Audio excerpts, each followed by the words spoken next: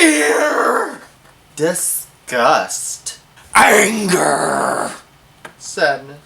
Joy! Inside Out review.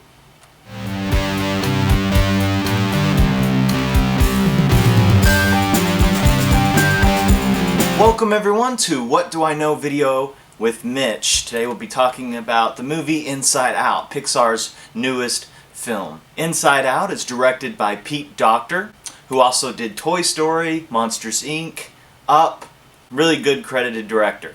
The cast is made up of voice personalities such as Amy Poehler, Bill Hader, Lewis Black, Richard Kind, and a lot of other great people working on this film. It was a very enjoyable Pixar film. It's great casting, because they were casting people to play, literally, personalities. So what better way to do that than to cast walking personalities, which is what these people are. They're mostly made up of stand-up comedians, SNL fame, things such as that. And that worked really well with the pace of this film. I enjoyed that. Inside Out is the story of Riley. Actually, my little cousin, his name is Riley as well, about the same age as going through this, so it was very interesting to kind of think of, like, you know, to pair that to. So I felt like I had a part of me in that film. So hey Riley. Inside Out is the story of a young little girl just before the age of puberty, where she's starting to ask herself a lot of questions, as we all do. Here we get to see inside the mind of Riley and how it affects her outside. Thus, hence, Inside Out. Pixar did a great job with this one. Pixar is like always been at the top shelf of computer animation. Disney does great with their own computer animation area department, but Pixar, kind of on their own, they always have a way of giving a little bit of sentiment to their films where it feels like it's personal. Their films always feel like you have a personal relationship with them. And this one was no different. I walked out of the movie a little disappointed, actually, but after thinking about it for a while, it's a genius premise. I mean, this is not a movie just for kids. You can go as an adult and enjoy this. In fact, this is a great date film. Why would it be a great date film, Mitch? It's not a horror movie. Actually, I think some girls like laughter versus being terrified. I don't know, it's just my opinion. You can have your own, of course. Hey, what do I know? But it was really fulfilling to see how the inner workings of the mind work in a funny way like this. Now, Pixar has always been really great at these kind of sentiments, and they make you feel good movies. My top Pixar films would have to be number 5, Monsters, Inc. Number 4, Brave. Number 3, the Toy Story series. Number 2, Finding Nemo. And number 1, WALL-E, tied with Ratatouille. Pixar has a way of just making their films personal.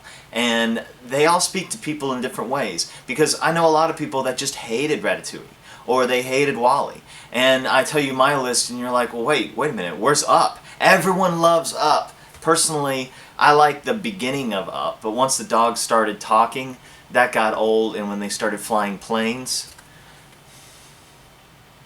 But hey, a lot of kids might enjoy that, but my point is, I think a successful animated film should really speak to adults the same way it does children, because we all have a child within us, right? I enjoyed this film. I walked out thinking it was a genius idea, just the way that the inner workings of the mind, and put them to characters and personalities. You have fear, you have sadness, and you see how they work together. Now, what didn't work for me is they go on this journey. There's this problem that happens. They have to go on this journey to go get something, the MacGuffin, and then they have to try to get it back, and they go through, you know, various areas. And that was interesting to see various things about the mind and the way that they portray it in a cartoon. That was hilarious, it really was.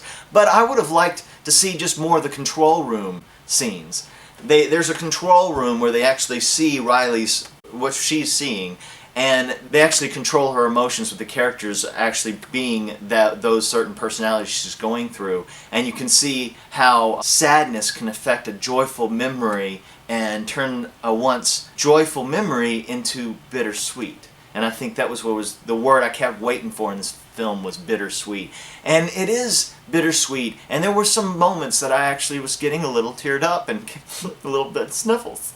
But it was still a very enjoyable film, but I would have liked to see more of just how she deals with certain situations and how they go about it, and that was very fascinating. And just genius writing, really, really great writing. But in the end, Inside Out just lacked some certain qualities that just made it special and unique.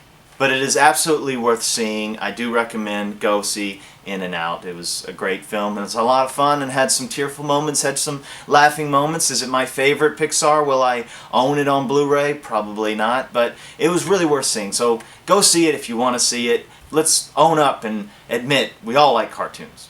We all do, right? Yes. So at the end of the day, I would have to say Inside Out is a C plus, maybe a B minus. I might need to see it again. So what did you think of it? Have you seen it? Please comment below. Please give me some comments. I want some feedback on these videos. I want to know how it's going. What's your opinion? You know, I'm just trying to work this all out and it's a lot of fun. So I'll get a channel started, be able to see all of these as they start churning out. Last but not least, what's your top 5 Pixar films? Thank you for watching this review. But hey, what do I know?